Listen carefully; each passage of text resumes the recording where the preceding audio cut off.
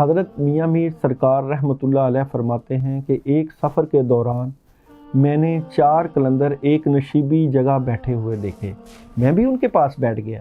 وہ خاموش بیٹھے تھے۔ ان میں سے ایک اٹھا اور درختوں کے پتے توڑ لایا، انہیں ابال کر سب کے سامنے رکھا۔ وہ سب نے مل کر کھائے۔ 4 دن ایسا ہی ہوا۔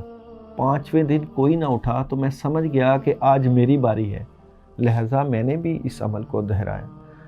اس طرح مجھے ان کی صحبت میں 10 دن گزر گئے۔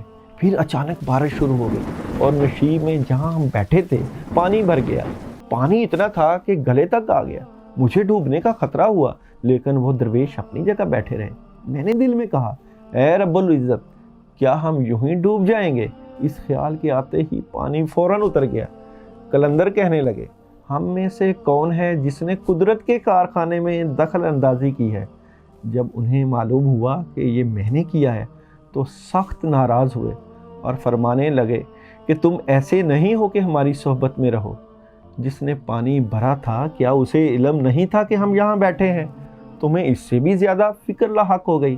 میاں میر سرکار رحمتullah علیہ فرماتے ہیں کہ یہی 10 دن ہیں جو مجھے مومنین کی صحبت میں رہنے کو ملے۔